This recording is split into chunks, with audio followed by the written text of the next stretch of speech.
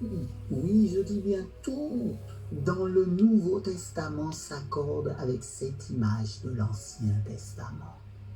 Racheter les hommes n'ont plus besoin de s'arrêter de peur pour entrer dans le Saint des Saints. Dieu veut que nous soyons poussés dans sa présence et y vivre toute notre vie. Cela doit nous être connu dans cette expérience consciente.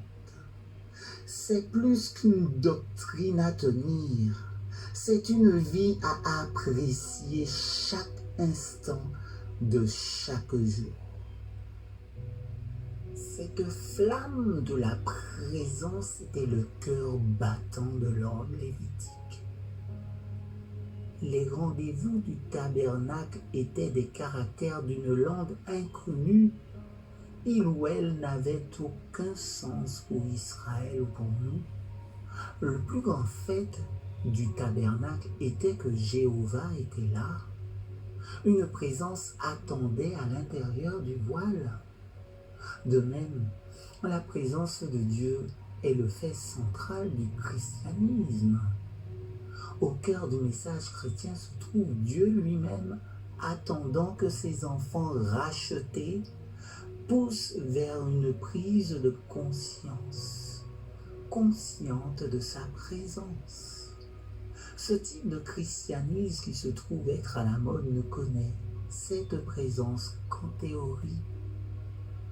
Il ne met pas l'accent sur le privilège chrétien de la réalisation présente. Selon ses enseignements, nous sommes dans la présence de Dieu positionnellement. Et rien n'est dit sur le besoin de faire l'expérience de cette présence d'une manière réelle en chacun de nous. L'envie ardente qui a poussé des hommes comme McCheyne manque totalement. Et la génération actuelle de chrétiens se mesure à cette règle imparfaite.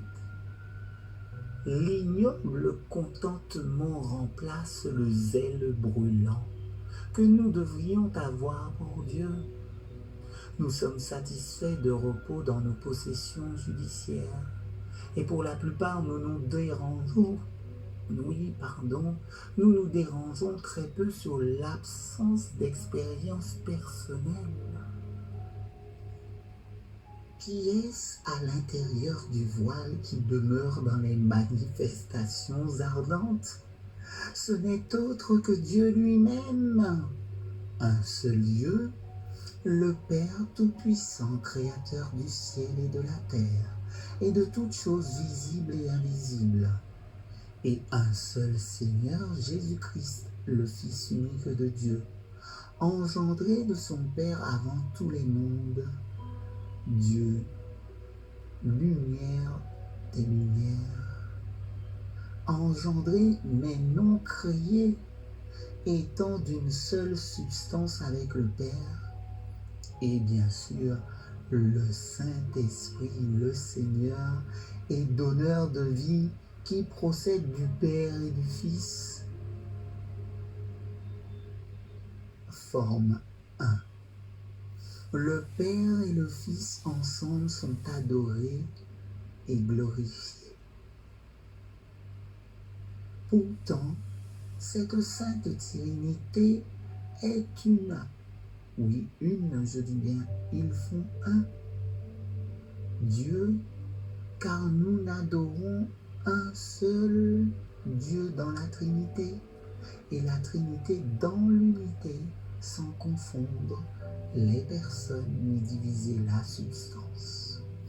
Car il y a une personne du Père, une autre du Fils et un autre du Saint-Esprit. Mais la divinité du Père et du Fils et du Saint-Esprit est un. La gloire égale et la majesté coéternelle. Les anciennes croyances ainsi que le déclare la parole inspirée. Derrière le voile se trouve Dieu, ce Dieu après qui le monde avec une étrange inconséquence, a ressenti si par hasard il pouvait le trouver.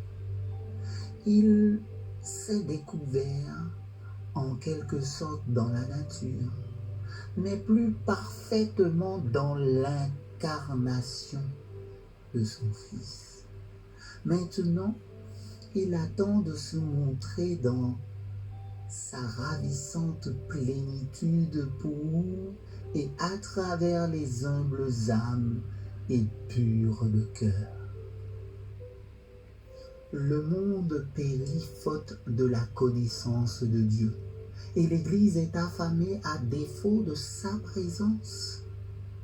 Le remède instantané à la plupart de nos maux religieux serait d'entrer dans la présence, je dis bien la présence de Dieu, le Père, le Fils et le Saint-Esprit. Bienvenue dans la famille divine.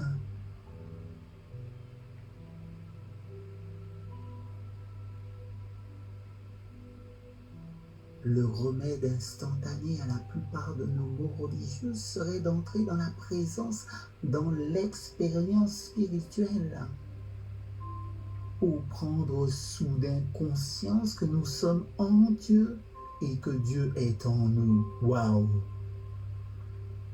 Cela nous sortirait de notre pitoyable étroitesse et amènerait nos cœurs à être agrandis. Élargissez vos tentes.